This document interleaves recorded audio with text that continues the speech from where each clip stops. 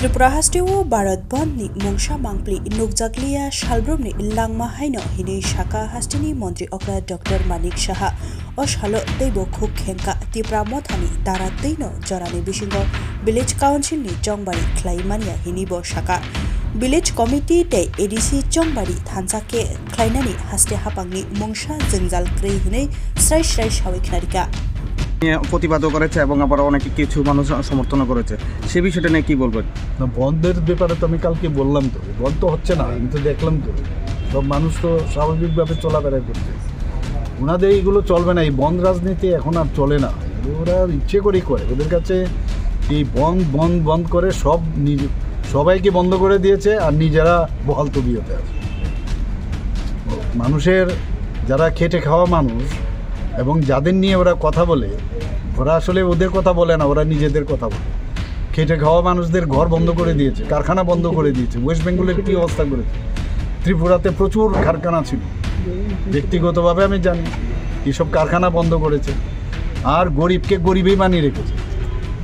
এই ধরনের স্লোগান তো ওরা প্রধানমন্ত্রীজি যে স্লোগান দিয়েছে, সবকা সাথ সবকা বিকাশ বিশ্বাস আর তার প্রয়াস, যেভাবে গরিবদের জন্য চিন্তা করে বিশ্বকর্মা যোজনাতে যাদের কথা কোনো ভাবেনি, যেসব গরিবদের, তাদের কথা মাননীয় প্রধানমন্ত্রীজি চিন্তা করছে।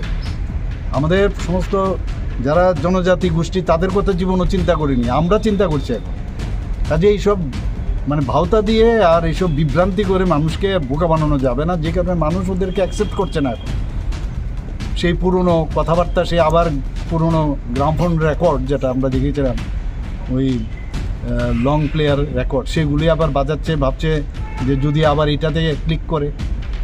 আর এক একজনের সাথে এক এক রকমভাবে কখন যে কার সাথে, যাদের বিরুদ্ধে ওরা ছিল এবং অন্যরাও যাদের ওদের বিরুদ্ধে ছিল, তাদের সাথে এখন হাত মিলিয়েছে। কখন যে কার দিল্লিতে, কলকাতায় গিয়ে, এবার ওয়েস্ট বেঙ্গলে গিয়ে দেখলাম যারা ওখানকার যারা বন্ধ রেখেছে, ওদেরই শাখা প্রশাখা, এই টিভি দিল্লি কলকাতায় একরকম বলছে, এখানে এসে একরকম বলছে। অদ্ভুত যে তাদের কথা বলে লাভ নেই, মানুষ ওদেরকে আর অ্যাকসেপ্ট করবে। থ্যাংক ইউ স্যার, রাজ্য সরকার কি ডিসি ইলেকশন আর আছে না, এটা তো এখন সাব জুডিস আছে, এখনও তো সাব জুডিসে এরকম, এটাও বিভ্রান্ত করার চেষ্টা করছে। এটার জন্য ডেট দিয়ে দেওয়া হয়েছে, সেই ডেটে আমরা উত্তর দেব যে বিসি ইলেকশন কেন। ওরা জানে যে বিসি ইলেকশন কেন সম্ভব হয়নি, আমাদের তরফ থেকে তো অসুবিধা ছিল না, আমি তো ক্লিয়ার করে দিয়েছি, তাদের কারণেই বিসি হয়নি। এটা তো 2016 থেকে, এমন না যে আমাদের সরকার আসার পর। আর বিসি এরা ইচ্ছে করে দেখলো যে ওই ইস্যুটাকে কীভাবে মানুষকে বিভ্রান্ত করা যায়, সুপ্রিম কোর্টে গেছে, যাক, কোনো অসুবিধা নেই।